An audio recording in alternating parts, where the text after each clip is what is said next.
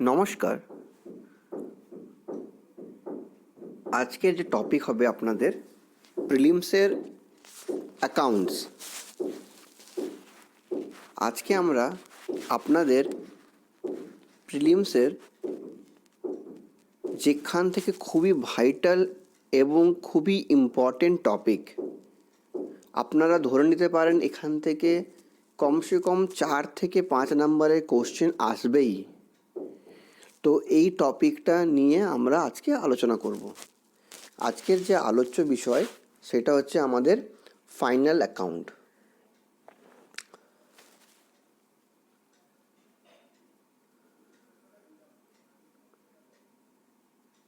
Final account দেখুন,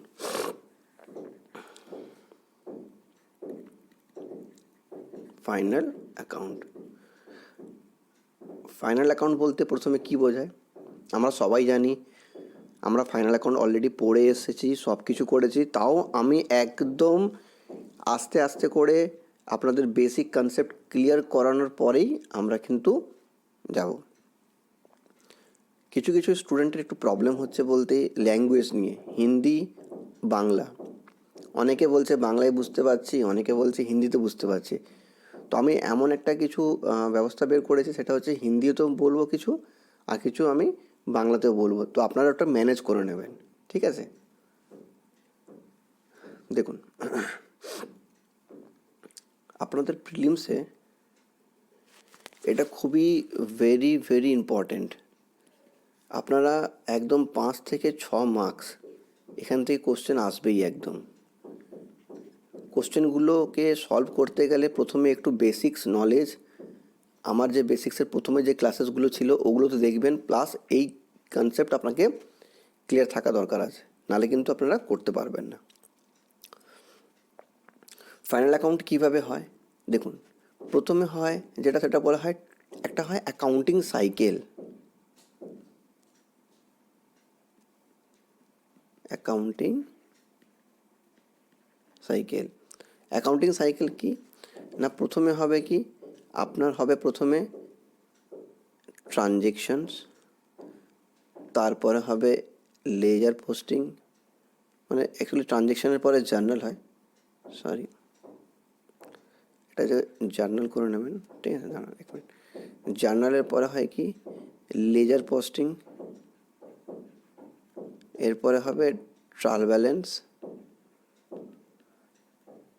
দেন final account, আবার transaction. প্রথমে ট্রানজ্যাকশান হবে, এটা কি হবে, একে জার্নাল পোস্টিং করব, তারপর লেজার পোস্টিং করব, দেন ট্রায়াল ব্যালেন্স হবে, তারপরে আমরা কী করবো, ফাইনাল অ্যাকাউন্ট বানাবো। এই যে সাইকেল, এটাকে বলা হয় অ্যাকাউন্টিং সাইকেল। জার্নাল এন্ট্রি কী জিনিস আমরা জানি, যে ট্রানজ্যাকশান দুটো দিক হয়, ডেবিট ক্রেডিট দিক। আমরা অনেকগুলো এন্ট্রি করেও ছিলাম, দেখে নেবেন আপনারা। এখান থেকে লেজার পোস্টিং হয়, সেই লেজার পোস্টিংগুলোকে বিভিন্ন অ্যাকাউন্টে আমরা কী করি, এই জার্নালগুলোকে পোস্টিং করতে দুদিক হয়, ডেবিট দিক ক্রেডিট দিক, সেটাও নিয়ে আলোচনা হয়েছে। এবার হচ্ছে এখান থেকে ট্রায়াল ব্যালেন্স। ট্রায়াল ব্যালেন্স কি না, এই লেজার অ্যাকাউন্টে যে ব্যালেন্স পড়ে থাকে সেইগুলোকে ট্রায়াল ব্যালেন্সে শিফট করা হয়, পাঠিয়ে দেওয়া হয় ওখান থেকে। এইটা দেখে কি করতে হয়, ফাইনাল অ্যাকাউন্ট তৈরি করি আমরা। আমাদের যখন 11-12 বা গ্র্যাজুয়েশনে যখন আমরা ফাইনাল অ্যাকাউন্ট করতাম, তো আমাদেরকে সরাসরি ট্রায়াল ব্যালেন্স দেওয়া থাকতো। আমরা সেই ট্রায়াল ব্যালেন্স দেখেই কিন্তু ফাইনাল অ্যাকাউন্ট তৈরি করে নিতাম। একে বলা হয় অ্যাকাউন্টিং সাইকেল। অ্যাকাউন্টিং সাইকেল এটাও খুবই ইম্পর্ট্যান্ট, এর কনসেপ্টের মধ্যেই ছিল, আমি পড়িয়েছিলাম, দেখে নেবেন একবার আপনারা। তো প্রথমে হবে transactions, then journal, ledger, trial balance, final account. Final account হচ্ছে কি না, কোনো প্রতিষ্ঠানের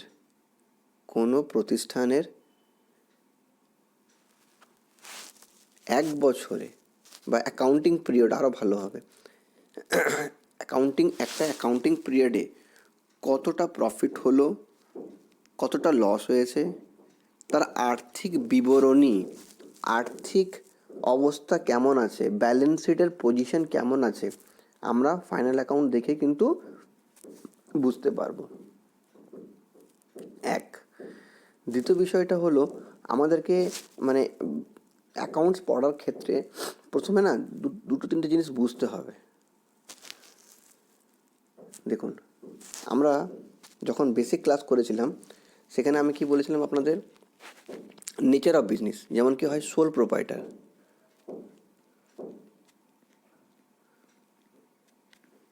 যেখানে মালিক একা। তারপরে বলেছিলাম পার্টনারশিপ, তারপরে বলেছিলাম কোম্পানি। আপনাদের এই তিনটে নিয়েই কারবার। সোল প্রোপাইটারশিপের ফাইনাল অ্যাকাউন্ট কেমন হবে আমরা এক্ষুনি দেখে নেব। পার্টনারশিপের ফাইনাল অ্যাকাউন্ট কেমন হবে, এই ফাইনাল অ্যাকাউন্ট হওয়ার পরে সোল প্রোপাইটার ফাইনান্সিয়াল যতটা নেট প্রফিট বেরোয়, তারপর একটা পিএল অ্যাপ্রোপ্রিয়েশন বলে একটা করতাম আমরা, সব মনে পড়বে দেখুন আস্তে আস্তে করে। সেখান থেকে আমরা পার্টনারশিপের যে পার্টনার থাকতো সেখানে পার্টনার ভাগ করে দিতাম। কোম্পানির ক্ষেত্রে কি না, আমরা শিডিউল 3 অনুযায়ী এদের ব্যালেন্স শিট বা মানে statement of profit and loss account আমরা তৈরি করি। এর ক্ষেত্রে নিয়মটা আলাদা থাকে। এবার ধরুন এরকম করে ইন্ডাস্ট্রিকে ভাগ করা হয়েছে, যারা ম্যানুফ্যাকচারিংয়ে আছে,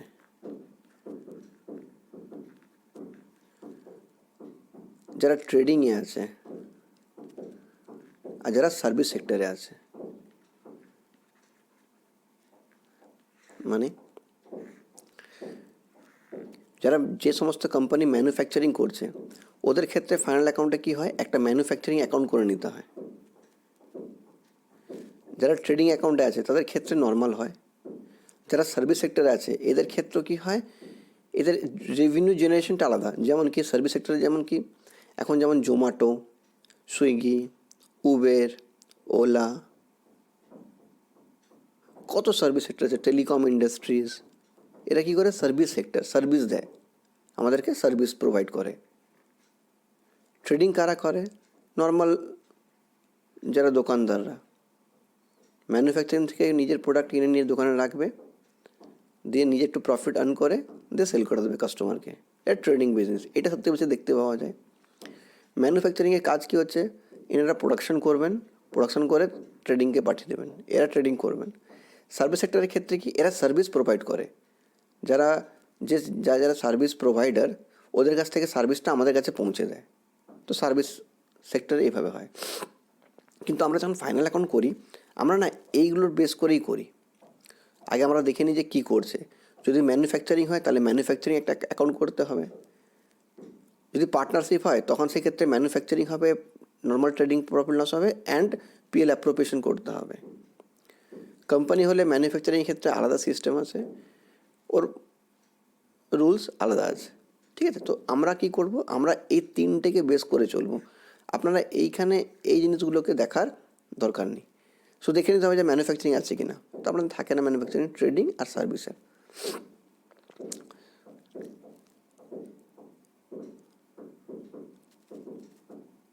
একটা অ্যাকাউন্টিং পিরিয়ডে ফাইনাল অ্যাকাউন্ট আমরা যখন করে বের করব তখন তার প্রফিট কত হলো, গ্রস প্রফিট কত হলো, নেট প্রফিট কত হলো, ব্যালেন্স দেখে আমরা কী কী জিনিস বুঝতে পারবো। ঠিক আছে, এটা ফাইনাল অ্যাকাউন্টের মেন মোটিভ বা উদ্দেশ্য করার। এক বছর বা একটা অ্যাকাউন্টিং পিরিয়ডে একটা কোনো কোম্পানি বা প্রতিষ্ঠান কতটা কি তার আর্থিক প্রফিট হলো, লস হলো, অথবা ব্যালেন্স শিট, আমরা যখন করব এইগুলো তখন তার বুঝতে পারবো যে কতটা তাদের প্রফিট হয়েছে, ওই কোম্পানির ব্যালেন্স শিটের কী পজিশনস, অ্যাসেটস কত আছে, লাইবিলিটি কত আছে। ঠিক আছে, আমরা আস্তে আস্তে করে এক একটা করে টপিক নিয়ে চলছি। ঠিক আছে, আমরা আমাদের সিলেবাসে যে সমস্ত অঙ্কগুলো করলে বা যে সমস্ত টপিকগুলো পড়লে আপনাদের 4 থেকে 5 নাম্বার গেটিং হবে সেটা আমি আপনাদেরকে একদম সিম্পল ওয়েতে দেখাচ্ছি আপনাদেরকে। আগে একটা ফরম্যাট লিখুন, এটা ফরম্যাট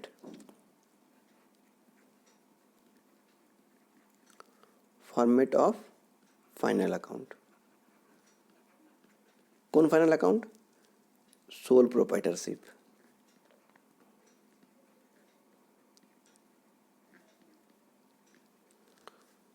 কোন না, নন ম্যানুফ্যাকচারিং, এনা ম্যানুফ্যাকচারিং করছে না, নন ম্যানুফ্যাকচারিং, এরা জাস্ট ট্রেডিং আর সার্ভিস সেক্টরে আছে। এবার বুঝতে পারছেন, দেখুন নন ম্যানুফ্যাকচারিংয়ের ক্ষেত্রে কী হয়, আমরা যেমন নর্মালি করতাম আর কি, সেইটাই হচ্ছে এটাই। যদি ম্যানুফ্যাকচারিং হতো তাহলে ম্যানুফ্যাকচারিং একটা অ্যাকাউন্ট করতে হতো আমাদের, নর্মাল ফাইনাল অ্যাকাউন্ট যেটা তৈরি করি আমরা, একটা টি-সেফে আমরা নিয়ে নেব। এটাকে বলা হয় final account for the year ended, যেটা থাকে। এদিকে হয় trading account and debit credit, এটাকে বলা হয় ট্রেডিং। ফাইনাল অ্যাকাউন্ট উপরে থাকে, এটাকে বলা হয় trading and profit and loss account. Trading and profit and loss account প্রথমে কি আসে না, প্রথমে আসে কি টু ওপেনিং স্টক। যদি নতুন বিজনেস হয় তাহলে ওপেনিং স্টক আসবে না, এটা আগের ইয়ারের ক্লোজিং স্টকটা এইবারে চলে আসে, ওপেনিং স্টকে আসে। তারপরে কি আসে, two purchase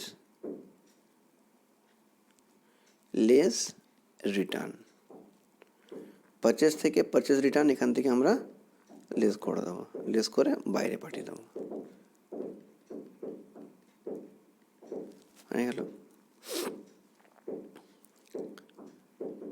two carriage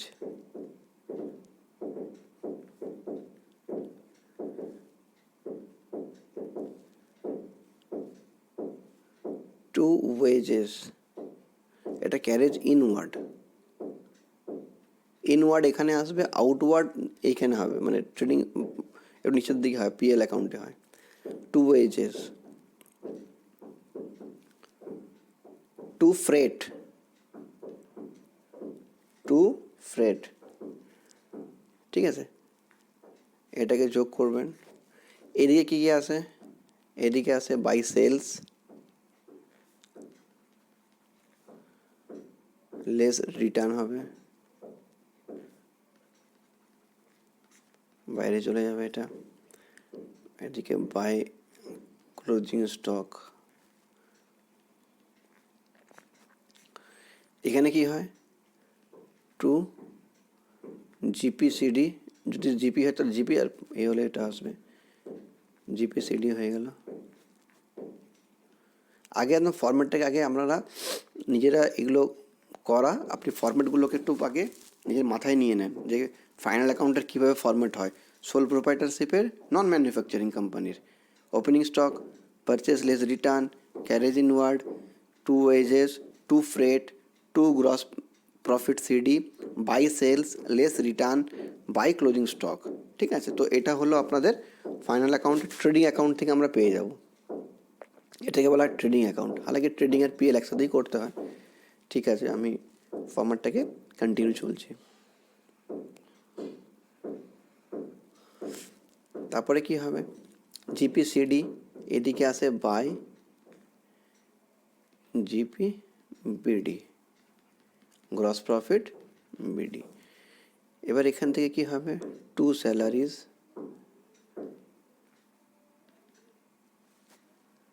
two office rent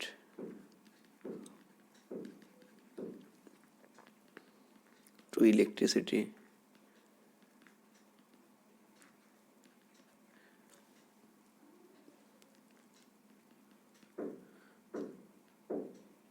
two general expenses. যতগুলো ইনডাইরেক্ট এক্সপেন্সেস থাকবে সমস্ত ইনডাইরেক্ট এক্সপেন্সেস এই প্রফিট অ্যান্ড লসের এইখানে বসবে, আর বাকিগুলো ডাইরেক্ট এক্সপেন্সেসগুলোকে চলে যায় ট্রেডিং অ্যাকাউন্টে।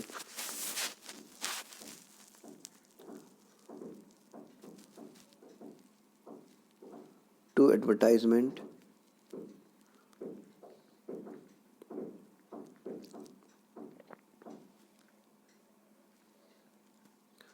টু ব্যাড ডেপ্ট, টু ব্যাংক ইন্টারেস্ট,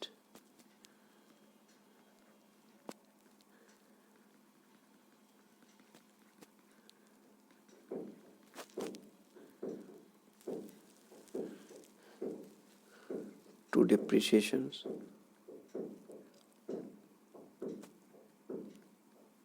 আপনারা সব লিখুন, একটা করে আইটেম আস্তে আস্তে করে লিখবেন, নিজের কপিতে লিখবেন, বোরিং হলেও কিছু লাগবে না। আমি যখন এখনও পড়ানো আমি ঢুকিনি, এখনও পড়াইনি আমি এখনও, জাস্ট আপনাদেরকে ফরম্যাটটা রিমাইন্ড করাচ্ছি।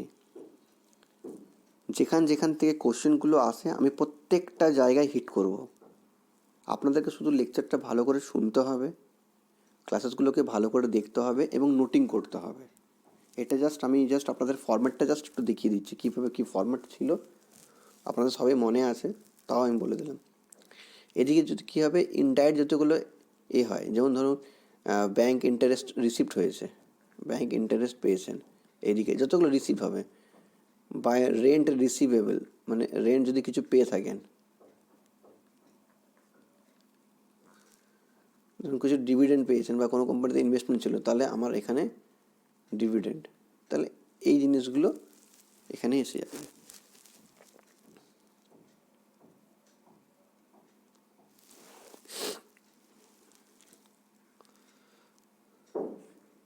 আরও অনেক আইটেম আছে, এখন আমাদের লাগবে না, যতটা লাগবে আমি করেছি। টু নেট প্রফিট সিডি এইখানে হয়ে গেল, বাস। ফরম্যাটটাকে একবার ভালো করে দেখুন, তারপরে ব্যালেন্সে যাব। এইটা হচ্ছে আপনার সোল প্রোপ্রাইটারশিপের ক্ষেত্রে এতটাই আসবে। কোনটার? নন ম্যানুফ্যাকচারিং কোম্পানি বা নন ম্যানুফ্যাকচারিং এনটিডি, নট কোম্পানি, এনটিডি বেস্ট হবে। তাহলে প্রথমটা হলো ট্রেডিং অ্যাকাউন্ট। একবার দেখে নেন কীভাবে আসছে। Opening stock, purchase less return, carriage inward, wages, freight, gross profit CD, by sales less return by closing stock, জিপিসিডিকে বিডি করলাম, to salaries, office rent, electricity, general expenses, advertisement, bad debt, bank interest, depreciations, net profit CD এইখানে আমার শেষ। যদি বলতো যে PL appropriation মানে partnership বলতো, তাহলে আমার এরপর থেকে আবার স্টার্ট হতো পিএল অ্যাপ্রোপ্রিয়েশন, যেহেতু এটা সোল প্রোপ্রাইটারশিপ লাগবে না। আর আপনাদের পরীক্ষার কোশ্চেনগুলো কিন্তু এইখান থেকে আসে, এতটাই লাগে, আর লাগবে না। এরপরে আমরা ব্যালেন্স শিটটাকে একটু দেখে নেব। এরপরে আমরা আপনাদের ব্যালেন্স শিট, এটাকে বলা হয় balance sheet.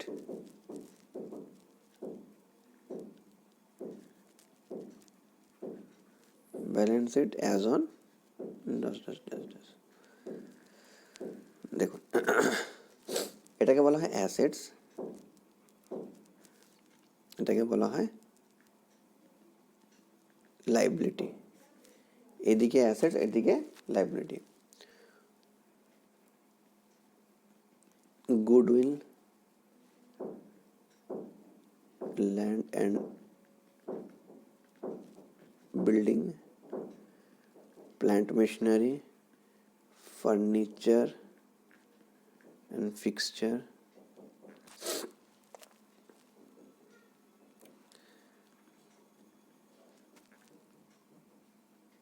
Investment,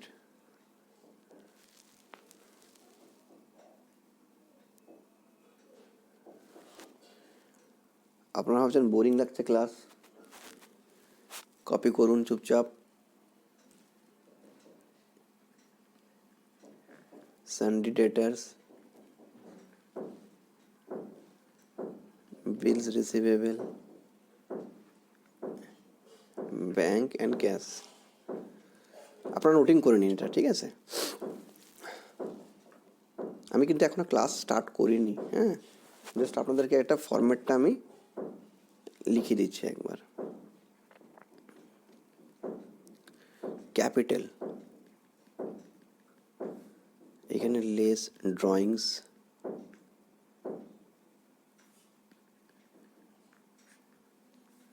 add further introduction বা ইন্ট্রোডিউস, বাইরে গেল, এটা বলা হয় ক্লোজিং ক্যাপিটাল। তারপর হচ্ছে loan,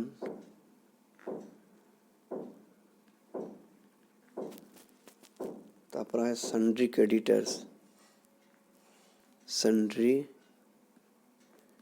creditors, bills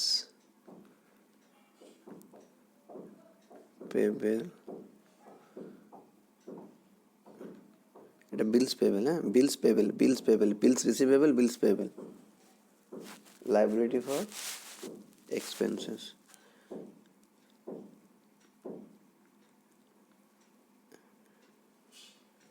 liability for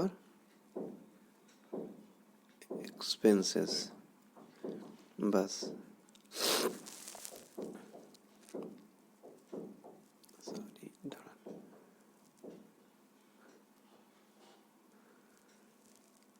আপনারা ভালো করে কপিতে লিখবেন প্রত্যেকটা জিনিসগুলোকে। আমি কেন করালাম এর রিজন এবারে বুঝতে পারবেন। আমি ক্লাসটা স্টার্ট করিনি এখনও, জাস্ট আপনাদের ফরম্যাটটা আমি আপনাদেরকে দিলাম।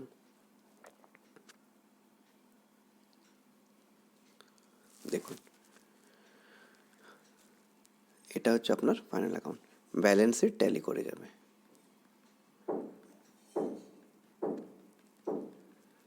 আপনারা আগে কপিটা করবেন, প্রত্যেকটা জিনিস টপিকে মানে প্রত্যেকটা আইটেমে একটা ভালো করে ফাইনাল অ্যাকাউন্টের একটা ফরম্যাট তৈরি করে নেবেন, ঠিক আছে?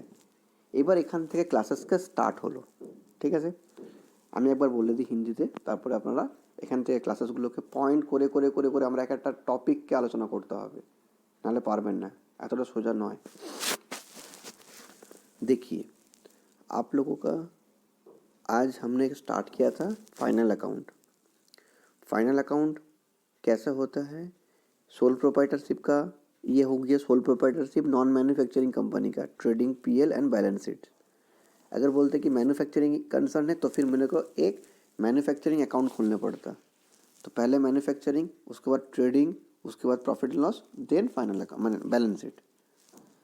अगर पार्टनरशिप हुआ ट्रेडिंग में तो फिर मेरे को ये करना था, ट्रेडिंग पीएल अकाउंट, उसके बाद एक निकलता है आपका profit and loss appropriation accounts, then balance sheet.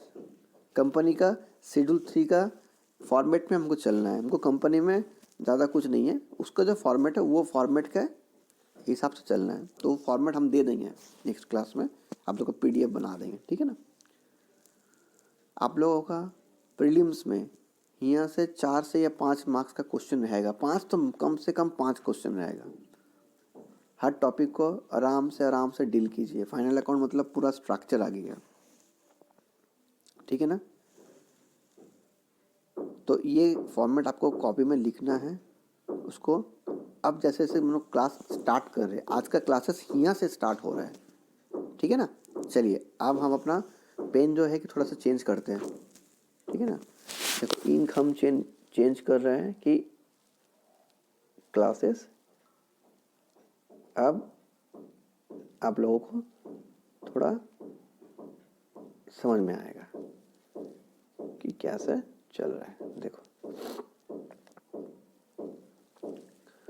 एक एक टॉपिक हम लोगों को उसमें डील करना है, okay.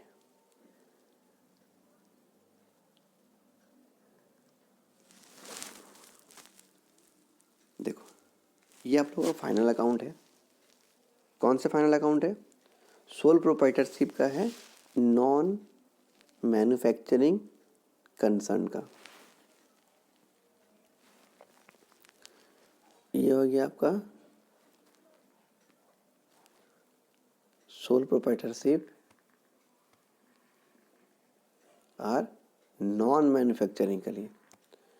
Final account for the year ended इतना, trading and profit and loss account दे दिया, डेबिट क्रेडिट, ओपनिंग स्टॉक। चलो एक नंबर टॉपिक लिखो आप लोग, ओपनिंग स्टॉक। हम लोग एक एक टॉपिक को डील करेंगे, ठीक है ना? ये इंपॉर्टेंट है। यहाँ पर ओपनिंग स्टॉक का मतलब क्या होता है? ओपनिंग स्टॉक का मतलब होता है कि लास्ट ईयर में जो क्लोजिंग स्टॉक था उसी को हम लोग इस साल में क्या करते हैं, ओपनिंग स्टॉक लिखते हैं, ठीक है ना? लास्ट ईयर का जो क्लोजिंग स्टॉक था उसको हम लोग यहाँ पर लिखते हैं ओपनिंग स्टॉक, क्योंकि उस साल का नया से ओपनिंग स्टॉक है। हम लोग एक कंसेप्ट पढ़े थे, कंजर्वेटिज्म कंसेप्ट। वहाँ पर लास्ट ईयर में कौन सा हम लोग यूज़ किए थे? कंजर्वेटिज्म कंसेप्ट में कहा गया था कि मार्केट प्राइस और कॉस्ट प्राइस जो कम होगा उसको लेना है। क्यों लेना है इसका रीज़न हमने बता दिया था पहले क्लासेस में, आप लोग देख लेना मेरा वो क्लासेस। इसका रीज़न क्या होता है कि हम लोगों को फ्यूचर में जो प्रॉफिट होगा उसको अकाउंट्स में मत दिखाओ, पर फ्यूचर में अगर लॉसेस होता है तो उसको आप लोग अकाउंट्स में दिखा दो, ठीक है ना। तो अगले साल में हम लोग वैसे किया था, तो इस साल में ओपनिंग स्टॉक मेरा आ गया, ठीक है ना। देखो ओपनिंग स्टॉक, उसके बाद आता है परचेज। परचेज से क्या होता है, less return, purchase less return, ठीक है ना। उसके बाद क्लोजिंग स्टॉक। ये तीन चीज़ के ऊपर में आपका क्वेश्चन एक रहेगा। मतलब कैसे, देखो लिंक करो थोड़ा सा।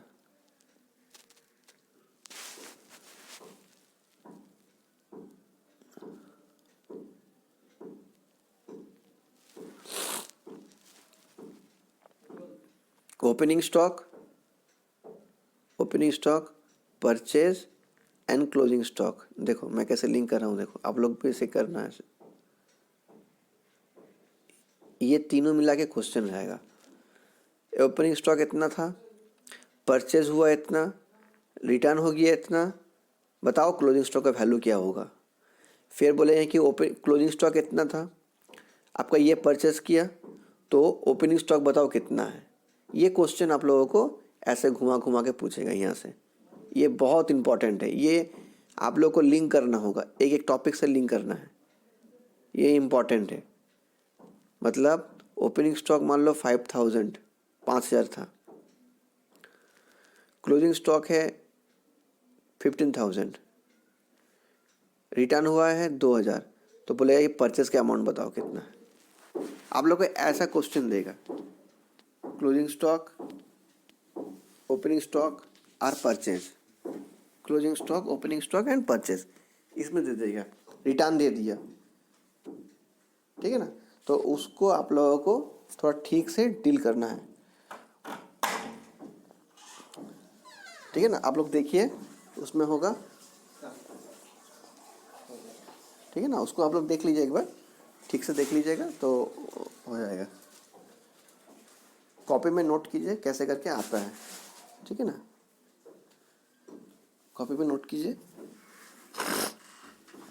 पर ओपनिंग स्टॉक प्लस परचेज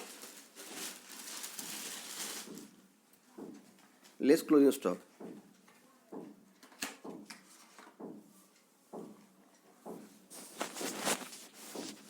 ठीक है ना। ये आपको लिंक से क्वेश्चंस ऐसा आ जाएगा।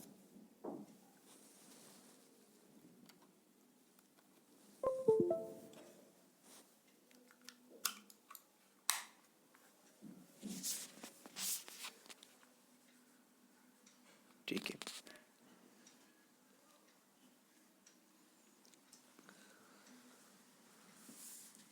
यहाँ पर एक हम नीचे नीचे सब लिख आपका लिख देते हैं, देखिए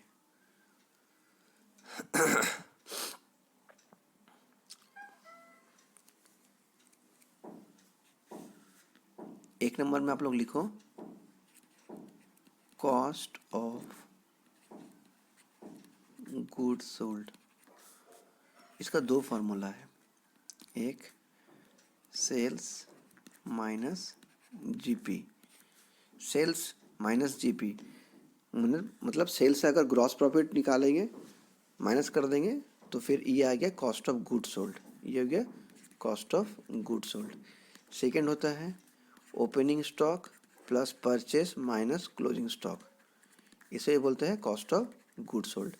ये दो फार्मूला से आप लोगों को ये कॉस्ट ऑफ गुड सोल्ड निकालने देगा, ये वेरी वेरी इंपॉर्टेंट है। यहाँ से क्वेश्चंस एकदम आएगा, एक दो क्वेश्चन यहाँ से आएगा, एक क्वेश्चन तो रहेगा एकदम। ये आप लोग को थोड़ा ध्यान में आप लोग को करना है, समझना है इसको, ठीक है ना। देखो ऐसा क्वेश्चन दे देगा, बोलेगा कि सेल्स इतना है, सेल्स से मान लो कि 1,50,000, ग्रॉस प्रॉफिट बोल दिया GP on cost, not sale, GP on cost आपको दे दिया 25%, find cost of good sold. ये 1 नंबर क्वेश्चन है। सेल दे दिया आपका कितना, 1.5 lakh. GP on cost, cost के ऊपर दिया है 25%। अगर ये कॉस्ट का ऊपर देता है 25%, मतलब 1/4, 1/4 ना, मतलब 25/100 कितना हुआ, 25 1 25 25 4, 1/4। अगर कॉस्ट का ऊपर 1/4 है तो फिर सेल का ऊपर कितना होगा, 1/5। तो इसके ऊपर में 1/5 करना पड़ेगा, इसके ऊपर में 1/5 करूँ, 30,000। तो सेल हो गया मेरा कितना,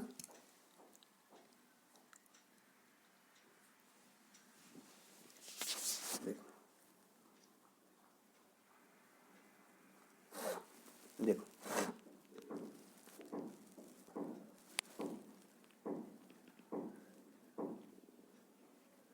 सेल था मेरा 1,50,000 लेस ग्रॉस प्रॉफिट हो गया आपका 30,000। तो फिर कॉस्ट ऑफ गुड सोल्ड कितना आएगा, 1,20,000। क्वेश्चन देखो क्या क्या पूछा।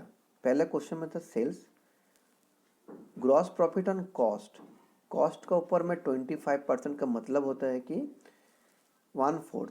अगर कॉस्ट का ऊपर 1/4 होगा तो एक ज़्यादा हमेशा होता है सेल्स के ऊपर में, तो 1/5 हो जाएगा।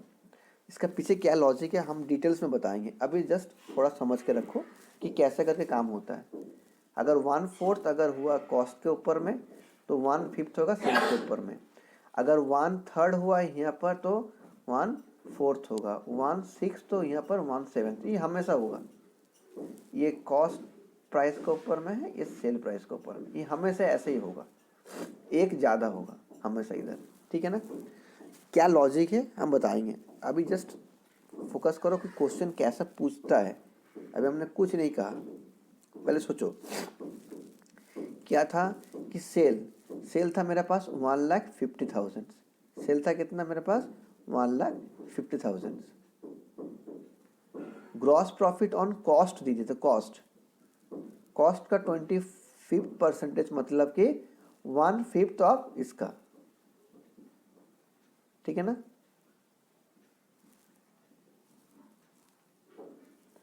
Find the cost of good sold. अब हमने क्या किया कि 1/4 था, 1/5 करके इसके ऊपर में लगा दिया तो 30,000 आ गया, ऐसा ऐसा आ गया। अब कुछ चेक करते हैं, ये मान लो कॉस्ट है, ये कॉस्ट ऑफ गुड सोल्ड आया, ये तो कॉस्ट ऑफ गुड सोल्ड आ गया। इसके ऊपर में अगर हम लोग 25% करते हैं, अब हम लोग को देखना है कि ये 30,000 आता है कि नहीं। चेकिंग कर लो एक बार, 1,20,000 का 25% करो, कितना आता है देखो, 30,000 आएगा, ये आएगा, ये आना ही होगा, ठीक है ना। तो मेरा जीपी आ गया 30,000, माइनस करो, कॉस्ट ऑफ गुड सोल्ड आ जाएगा, ठीक है ना। एक सम्स है, आप लोग खुद से घर में एक हम ये देते हैं, आप लोगों को खुद से कर लेना एक बार घर से, एक प्रैक्टिस। बोला है कि सेल्स, 2 नंबर एग्जाम्पल, बोला है कि खुद से करना ही वाला। सेल्स है 2,50,000, जीपी ऑन कॉस्ट ये दिया है 20%। Find cost of good sold. ऐसा सम्स रहेगा, वेरी वेरी इंपॉर्टेंट है ये, वेरी वेरी इंपॉर्टेंट है। पहले देखो यहाँ क्या दिया गया है, सेल्स दिया गया है, सेल्स है, लेकिन यहाँ कहाँ दिया है, कॉस्ट दिया है। तो कॉस्ट मतलब 20%, मतलब 20/100, तो 1/5। अगर इस कॉस्ट का ऊपर 1/5 है तो सेल्स का ऊपर कितना जाएगा, 1/6। एक हमेशा ज़्यादा चले जाएगा सेल्स के ऊपर में। तो 2,50,000 इंटू 1/6 करने से मेरा जीपी आ जाएगा, लेस कर दो, कॉस्ट ऑफ गुड सोल्ड आ जाएगा। तो ये एक प्रोसेस है कॉस्ट ऑफ गुड सोल्ड का निकालने का। सेकेंड क्या होता है कि सेकंड जो फॉर्मूला हमने सीखा उसमें बोला गया था opening stock plus purchase minus closing stock, ये हो गया आपका cost of goods sold, cost of COGS, cost of goods sold. ये इंपॉर्टेंट है, ये टॉपिक बहुत इंपॉर्टेंट है, कॉस्ट ऑफ गुड्स सोल्ड, ठीक है ना। ये एक बार देख लेना, कॉस्ट ऑफ गुड्स सोल्ड।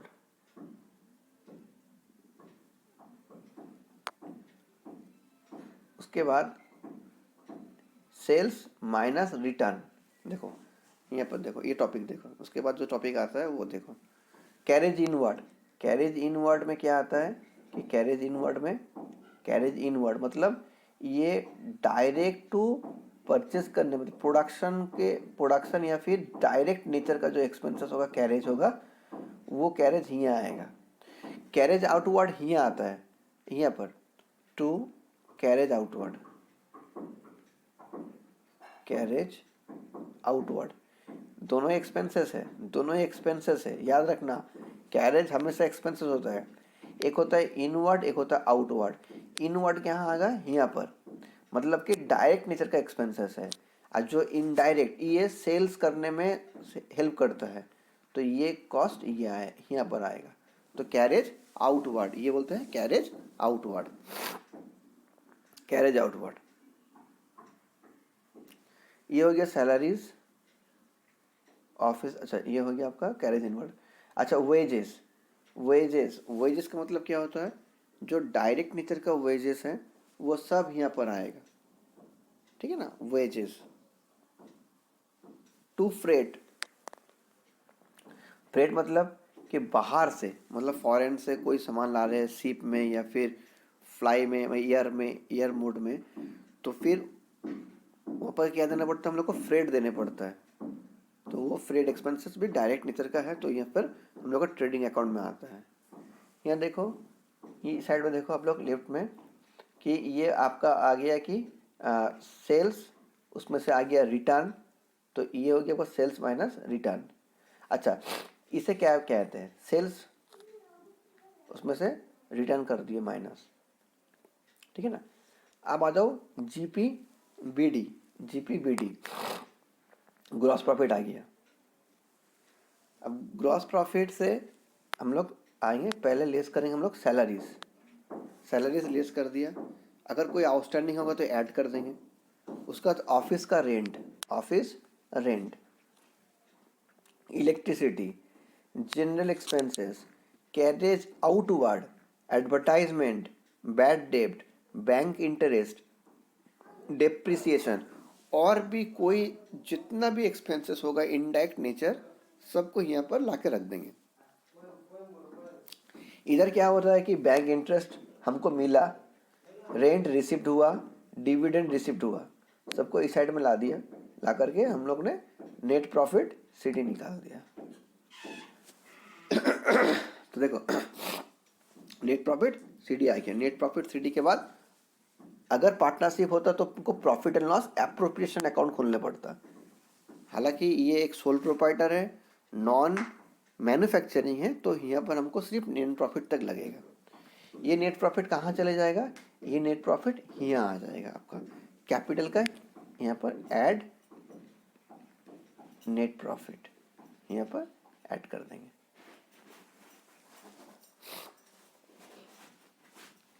अब देखो बैलेंस शीट है, अब देखो बैलेंस शीट एज ऑन इतना, ये बहुत इंपॉर्टेंट है। आपका जो क्वेश्चन जहाँ जहाँ से आएगा हम मार्क कर दे रहे हैं आपको सबको, ये टॉपिक से क्वेश्चन रहेगा आपका, इतना पोर्शन से एक क्वेश्चन रहेगा। तो आप लोग भी कॉपी में ये पोर्शन जहाँ जहाँ से हमने मार्किंग किया है वहाँ से आप लोगों को लिख लेना है। कैपिटल उसमें से क्या होता है, लेस ड्राइंग्स, अगर फर्दर कोई इंट्रोड्यूस हुआ है तो उसमें ऐड करेंगे, और प्रॉफिट हुआ तो ऐड, लॉस होगा तो लेस। तो ये कैपिटल का एक पोर्शन से क्वेश्चन आएगा, घुमा फिरा के देगा। आप लोगों को सिर्फ ये फॉर्मेट आप लोग को याद रखना पड़ेगा, ये फॉर्मेट कैसे कैसे कौन सा ऐड होता है, कौन सा लेस होता है। आप लोग कोई भी एक फिगर मिसिंग आउट दे दिया, जैसे ड्राइंग्स मिसिंग आउट दे दिया, तो बोला फाइंड द ड्राइंग्स, तो ड्राइंग आपको यहाँ से यहाँ पर निकालना होगा। कहाँ पर ऐड, ये जस्ट पजल गेम है, जस्ट ये फॉर्मेट याद रखो कि capital less drawing add further introduce plus net profit करने से आपका काम हो जाएगा। इस साइड में देखो, उसके बाद देखो आप लोग को लोन, तो ये लोन क्या हो गया कि ये लोन हो गया आपका लॉन्ग टर्म लोन, ये हो गया लॉन्ग टर्म लोन, इधर हो गया। अगर शॉर्ट टर्म होता तो मेरा यहाँ पर आता, मतलब करंट लायबिलिटी में, ये हो गया आपका करंट लायबिलिटी नहीं, ये लॉन्ग टर्म लोन है इसको। सन्ड्री क्रेडिटर्स मतलब हम लोग किसी के पास हम लोग कुछ सामान खरीदे थे तो उसको पैसा देना होगा, हम लोग से पैसा पाता है, ठीक है ना।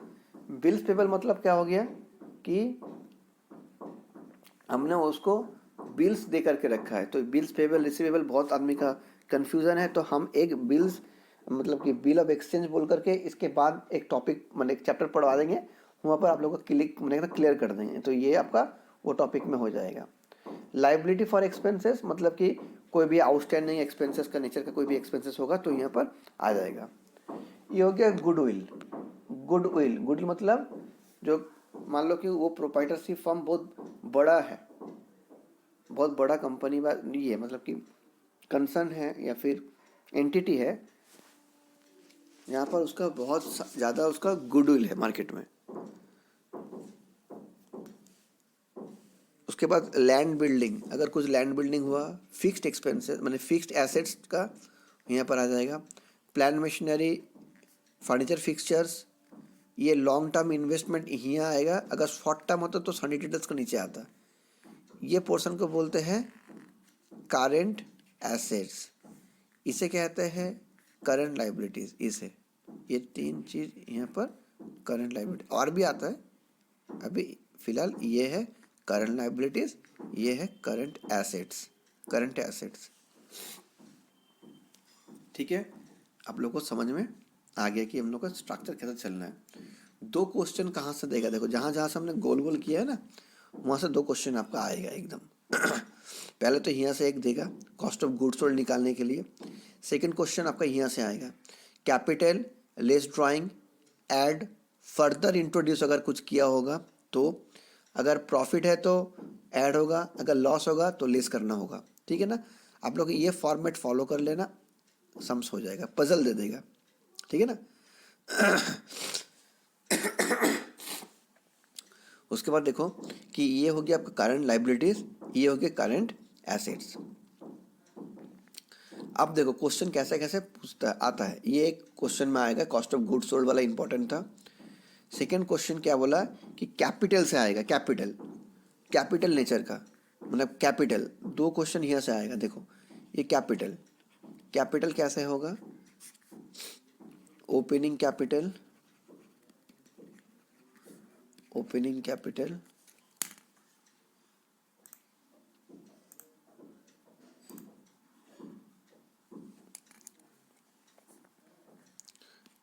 add net profit add further introduce, ये ऐड कर लो। उसके बाद लेस ड्राइंग्स, इसे कहते हैं क्लोजिंग कैपिटल। ये फॉर्मेट रख लो। आप लोगों को बोल देगा कि ये है 50,000, नेट प्रॉफिट बोला नहीं, फर्दर इंट्रोड्यूस कर दिया आपने 20,000, और आपका यहाँ पर बोल दिया कि ड्राइंग्स है 5,000, और क्लोजिंग वाला बोल देगा आपको कि क्लोजिंग है आपका 3,50,000। अब ये बोलेगा फिगर आउट करो, तो कैसे करना है,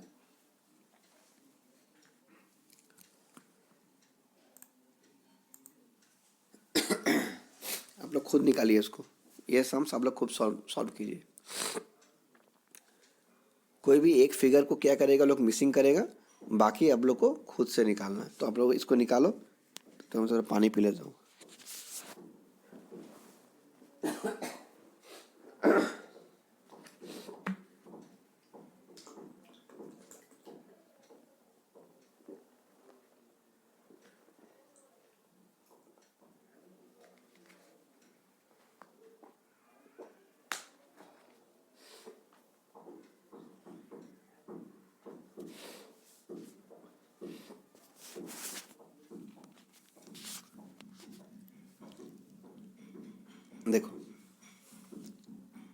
आपको दो तरीके का सम देगा ही एकदम, यहाँ से एक क्वेश्चन रहेगा ही एकदम।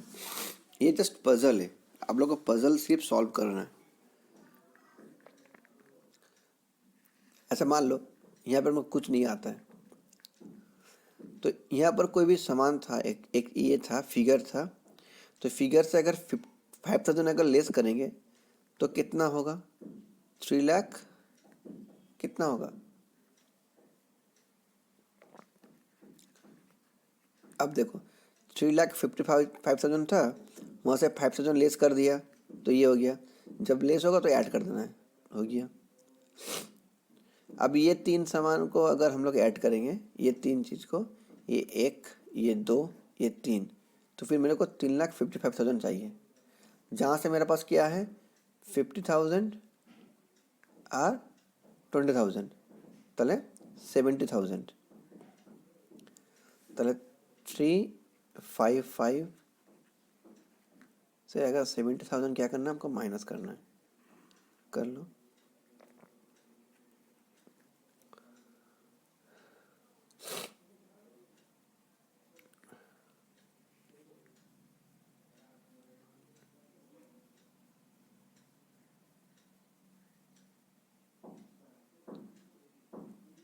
ठीक हुआ ना? देख लेना एक बार, ऐड कर लेना। हाँ ठीक है, तो मेरा इधर हो गया 285,000 का प्रॉफिट है। ये मेरा बैलेंसिंग फिगर, मतलब ऐसे करके आप लोगों को पजल करना होगा, सॉल्व करना होगा। कोई भी एक चीज़ आपको देगा नहीं, मिसिंग कर देगा। तो यहाँ से दो क्वेश्चन आपको पूछेगा, कॉस्ट ऑफ गुड्स सोल्ड, एक क्वेश्चन यहाँ से, एक क्वेश्चन आपको यहाँ से पूछेगा, ठीक है ना? हो गया। अब देखो, अब क्वेश्चन कैसे पूछेगा, देखो अब क्वेश्चन कैसे आएगा। बोलेगा कि अच्छा बताओ, परचेज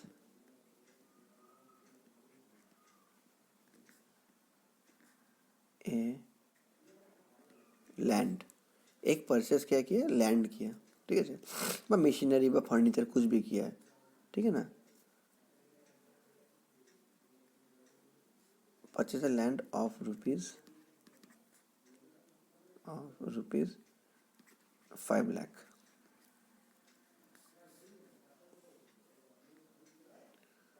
ठीक है ना? एंड पेड बाय चेक, किस में दिया? चेक में पेमेंट किया, चेक में किया। ये क्वेश्चन ठीक से समझो क्या बोला है कि purchase a land of rupees 5 lakh का एक लैंड खरीदा गया है, जिसमें पेमेंट किया गया है कि चेक में पेमेंट किया है, कैश में नहीं, चेक में पेमेंट किया है। तो बोल रहा है कि बैलेंस शीट में क्या इम्पैक्ट आएगा, बैलेंस शीट में क्या इम्पैक्ट आएगा। एक,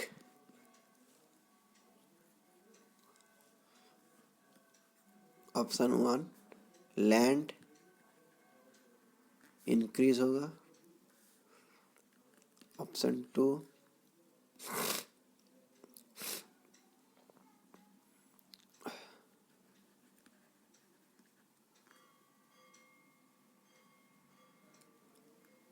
बैंक बैलेंस भी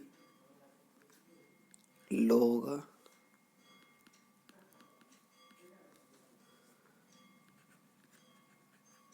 एसेट्स बढ़ेगा, और फॉर बोथ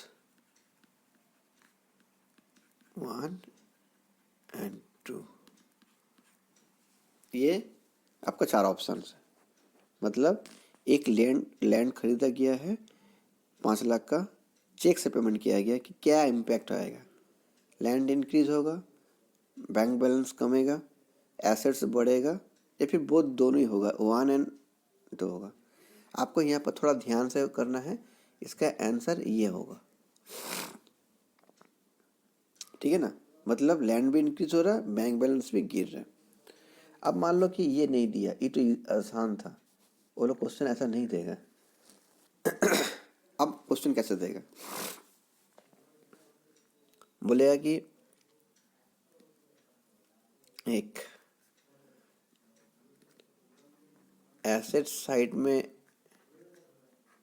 इंक्रीज होगा, एसेट साइड में डिक्रीज होगा, नो इफेक्ट अपवर्ड्स, कोई इफेक्ट नहीं होगा, no effect on asset sides and none of the above.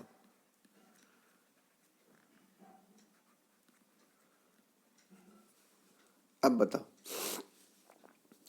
एक लैंड खरीदा किया है चेक में पेमेंट दे करके, तो फिर एसेट साइज इंक्रीज होगा, एसेट में डिक्रीज होगा, नो इफेक्ट होगा on asset sides, none of the above. सबको लग रहा है कि ये होगा, एसेट साइज इंक्रीज होगा, क्योंकि लैंड खरीदा है मतलब एसेट्स इंक्रीज होगा। बहुत जन को लगता होगा कि पेमेंट तो किया है बैंक से तो एसेट्स डिक्रीज होगा, लेकिन आंसर होगा ये, no effect on asset sides. जैसे मान लो ये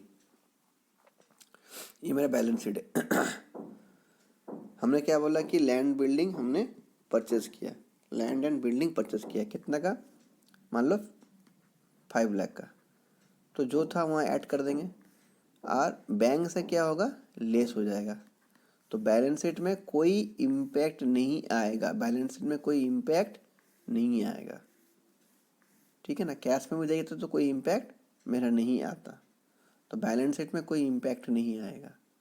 हाँ, अगर बोलता है कि क्रेडिट में लिया है तो फिर लाइबिलिटी भी बढ़ता, एसेट्स भी बढ़ता। बस समझ में आया। अगर ये बोलते हैं कि क्रेडिट में लिया,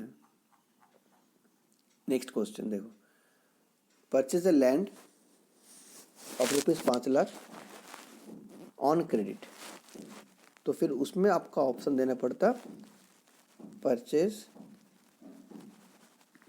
ए land of ₹5 lakh on credit, तो फिर कैसा होता, एसेट्स भी इंक्रीज होता और लाइबिलिटी भी क्या होता, इंक्रीज होता, ठीक है ना। तो आप लोगों को ये चीज़ को थोड़ा ध्यान में रख करके ऑप्शन देख करके करना होगा, ठीक है। अच्छा, ये क्वेश्चन आपका आता है, देखो गुडविल जो है ये एक इंटेंजिबल एसेट्स है, ये है intangible assets. Land, plant machinery, furniture, ये इसके कहते हैं टेंजिबल एसेट्स। क्या कहते हैं, टेंजिबल एसेट्स, मतलब जो हम लोग देख सकते हैं, महसूस कर सकते हैं छू करके, उसे बोलते हैं टेंजिबल एसेट्स। इसके ऊपर कौन सा अकाउंटिंग स्टैंडर्ड लगता है, अकाउंटिंग स्टैंडर्ड 10, कौन सा है, PPE है। अगर बोले कि इंड एस लगाओ तो इंड एस 16 PP है, ठीक है ना। तो ये कैसा क्या है, कौन सा में हमने बता दिया था पहले क्लासेस में, देख लेना एक बार। ये इन्वेस्टमेंट कौन सा हो गया, लॉन्ग टर्म, ये हो गया लॉन्ग टर्म इन्वेस्टमेंट। अगर शॉर्ट टर्म होता तो करंट एसेट्स में आ जाता। 2-3 क्वेश्चन और 1-2 क्वेश्चन यहाँ से आता है, जैसे कि आपका बोलेगा कि करंट रेशियो निकालो। करंट रेशियो क्या कहते हैं, करंट रेशियो, करंट रेशियो, इसका फॉर्मूला क्या होता है, current assets divide by current liability. इसका आइडियल जो रेशियो होता है वो होता है 2:1, 2:1।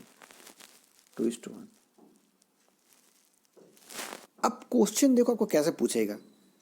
ये क्वेश्चन में मान लो कि आ जाओ, purchase a land of ₹5 lakh paid by cheque. आप ऑप्शन चेंज कर दिया कि करंट रेशियो में इंपैक्ट आएगा। पहला में बोला कि करंट रेशियो में इंपैक्ट आएगा, जी जरूर आएगा। जब आपका बैंक का अमाउंट कमेगा ना, आपका करंट रेशियो में नहीं देखो,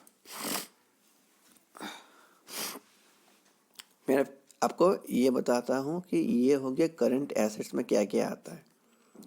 एक तो आ गया सन्ड्री डेटर्स, एक हो गया आपका bank, cash, short term investment, prepaid expenses, prepaid expenses, sundry debtors, bank, cash, short term investment, prepaid expenses, bills receivable, बस ये आइटम ही रहता है। ये हो गया करंट लाइबिलिटीज, जैसे sundry creditors, sundry creditors, short term loan, bills payable.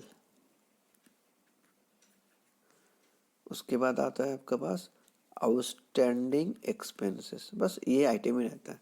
ये घुमा फिरा के bank overdraft, B bank overdraft, हाँ चलो बैंक ओडी, बस ये आइटम ही रहता है।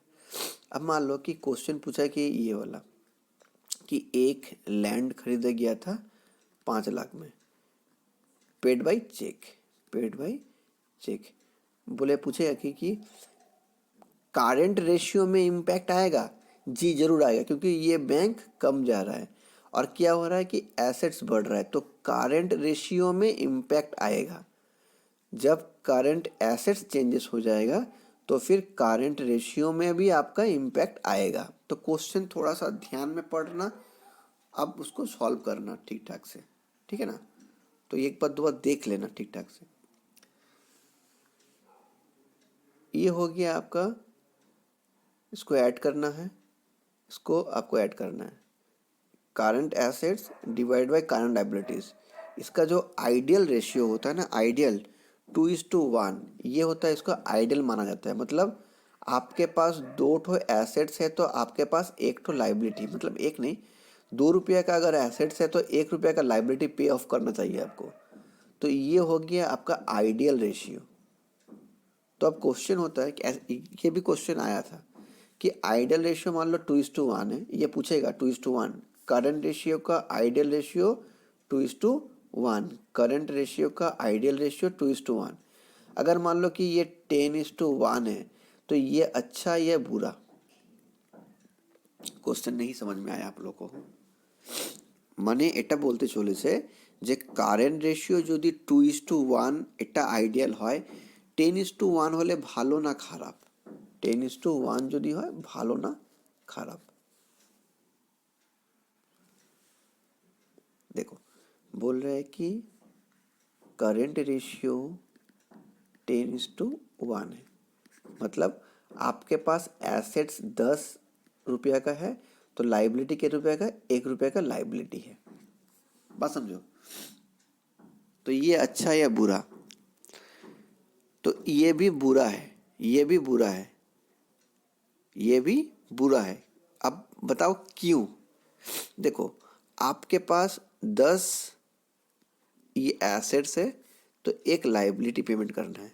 10 एसेट्स का मतलब क्या होता है, करंट एसेट्स, करंट एसेट्स ये आपका करंट्स का आइटम है। मान लो आपका 10 में से ये ज़्यादा है, सन्ड्री डेटर्स ज़्यादा है, मतलब आप हर किसी को सेल कर रहे हो फ्री में, मतलब कि क्रेडिट में, आओ ले जाओ, आओ ले जाओ। तो आप क्या होगे, एसेट्स जो है कि सन्ड्री डेटर्स जो है कि वो बढ़ गया, ज़्यादा हो गया। तो ज़्यादा होने से क्या होगा, आपके पास लिक्विडिटी कैश नहीं रहेगा, बैड डेप्ट होने का चांसेस ज़्यादा रहेगा। आपको वो लोग को मेंटेन करने के लिए बार बार फ़ोन करो, भाई साहब मेरा पैसा वापस करो, भाई साहब बहुत दिन का क्रेडिट हो गया, भाई साहब अब मेरा पैसा वापस दो। तो वो भी सही नहीं है, बैड डेप्ट होने का चांसेस ज़्यादा रहेगा। अब मान लो कि बैंक में मेरे पास पैसा ज़्यादा पड़ा हुआ है, ये आइटम पकड़ो, ज़्यादा पकड़ा हुआ है, बैंक और कैश एक साथ ही बता देते हैं। तो फिर भाई बिजनेस करने क्यों आया, अगर बैंक में इंटरेस्ट लेना है 5%, बिजनेस में क्यों पैसा लगाया। तो ये भी सही नहीं है। शॉर्ट टर्म इन्वेस्टमेंट करके रखा है, ये भी शॉर्ट टर्म इन्वेस्टमेंट ज़्यादा हाई रिटर्न नहीं आता, तो फिर बिजनेस में लगाओ। प्रीपेड एक्सपेंसेस हो गया तो फिर तो बात ही ख़त्म। पहले से सबको दे दिया, सैलरी ले लो 1 साल का, अब वो छोड़ के चले गया एम्प्लॉय, ठीक है ना। बिल्स रिसीवेबल और डेटर्स सिमिलर एक ही है, वो लोग चेक नहीं मिलता है उससे बिल्स ले लेते हैं, तो ये भी ज़्यादा होने से भी सही नहीं है। अगर बोलते हैं कि करंट रेशियो 1:10 है, ये तो एकदम एडवर्स है, ये छोड़ दो, ये तो इसी का बात हम नहीं कर रहे, ये तो एडवर्स है, आंख देख के पता चल रहा है। लेकिन 10:1 ये भी सही नहीं है। 3:1 ये थोड़ा सा ठीक है, लेकिन आइडियल क्या होता है 2:1 करंट रेशियो में, ठीक है।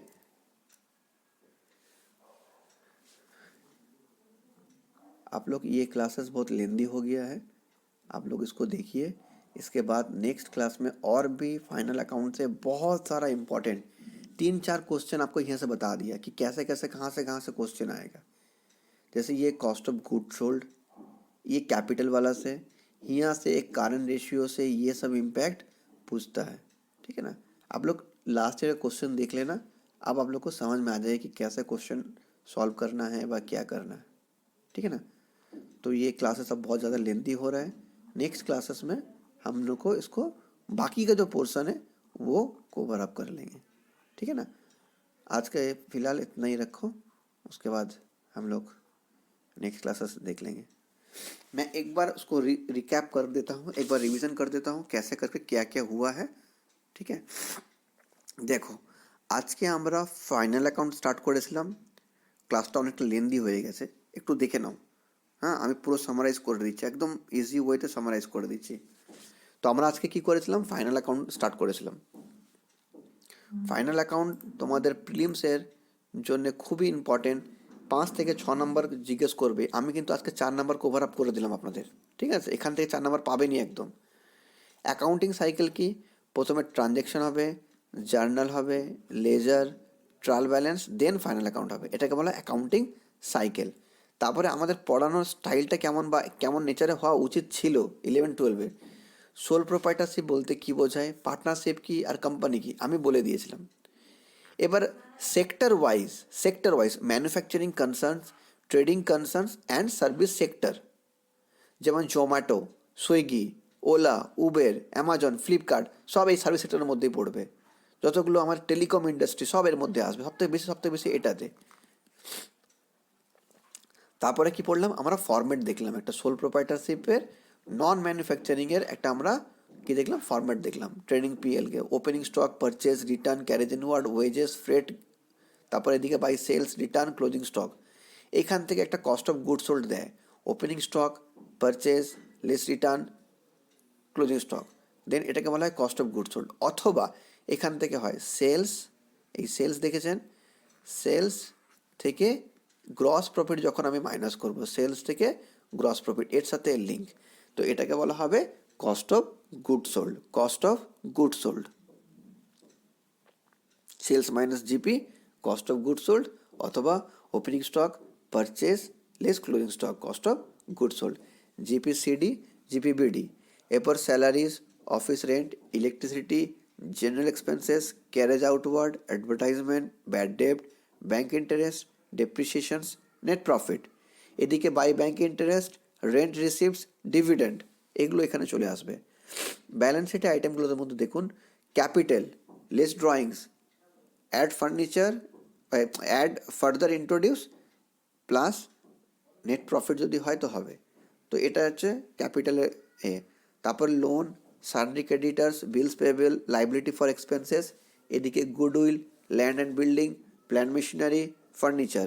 গুডউইল হচ্ছে intangible assets, land, building, plant machinery, furniture, fixture, এগুলো হচ্ছে ট্যাঞ্জেবল। এদের ক্ষেত্রে Ind AS 10 plant property equipment use করা হয়, আর যদি এটা ইন্ডেস লাগানো হয় সেক্ষেত্রে Ind AS 16 PPE, plant property equipment. তারপরে ইনভেস্টমেন্ট লং টার্ম হলে আসবে। তারপরে কারেন্ট অ্যাসেটসের মধ্যে sundry debtors, short term investment, bills receivable, cash and bank. এটা ছিল আপনার এভাবে। তারপরে আমরা বের করলাম কি, cost of good sold, sales minus GP, অথবা একটা ফর্মুলা লাগাবো, এটা opening stock, purchase, less closing stock, cost of good sold. যদি বলতো সেলস দেওয়া আছে আর কস্টের উপরে দেওয়া আছে, তাহলে 25% যদি হয় তাহলে 1/4, 1/5। এর ব্যাখ্যাটা আমরা পরের ক্লাসে দেখব, পুরো ডিটেলসে একদম দেখব। কস্ট অফ গুড সোল্ড একটা অঙ্ক করতে দিয়েছিলাম, আপনারা দেখে নেবেন। ক্যাপিটালের ক্ষেত্রে এই ফরম্যাটটা ইউজ করবেন, এটা ইজি হবে। Opening capital, net profit, further introduce, less drawings, closing capital. তারপরে বললাম পারচেস করেছিলাম একটা ল্যান্ড 5 লাখ টাকার, পেড বাই চেক, কী ইম্প্যাক্ট পড়বে। যদি বলে অ্যাসেট সাইডসে নো ইম্প্যাক্ট, যদি বলে অ্যাসেটস ইনক্রিজ, ল্যান্ড ইনক্রিজ হবে আর ব্যালেন্স, ব্যাঙ্ক ব্যালেন্স কী হবে, কম হবে, তাহলে both 1 and 2। Purchase of land এত অন ক্রেডিট, তাহলে ব্যালেন্স শিটে আমার কী হবে, অ্যাসেটসও বাড়বে আর এটা কমে যাবে। কারেন্ট রেশিও হচ্ছে current assets divided by current liabilities, 2:1 এই রেশিও। যদি বলে 10:1 যদি হয় তাহলে এটা আইডিয়াল নয়। যদিও 10 যদি অ্যাসেটস হয় তাও আইডিয়াল নয়, কেন আমি আপনাকে বললাম। ঠিক আছে, এর আইডিয়াল রেশিও হচ্ছে 2:1। এটা গেল ফাইনাল অ্যাকাউন্টের পার্ট 1। এখন পার্ট 2 বাকি আছে এর। ঠিক আছে, এখান থেকে 3টে কোশ্চেন আপনারা দেখালাম, এখনও 2-4টা কোশ্চেন আসবে যেগুলো আপনাকে আস্তে আস্তে করে নিতে হবে। ক্লাসটা অনেক লেন্দি হয়ে গেল, কাছাকাছি 1 ঘন্টা ক্রস করে গেছে, 1 ঘন্টা 10 মিনিট হতে যায়। আমি এখানে ক্লাসকে করলাম, নেক্সট দিনে আমরা আরও টপিকটাকে কন্টিনিউ করব। ধন্যবাদ। আপনারা রিভিশন করে নেবেন, দেখে নেবেন, আর নোটসকে একদম সুন্দরভাবে আপনারা নোটস বানিয়ে নেবেন, প্রত্যেকটা টপিক্সের উপরে নোটসগুলোকে রেডি করে নেবেন। ঠিক আছে, ধন্যবাদ।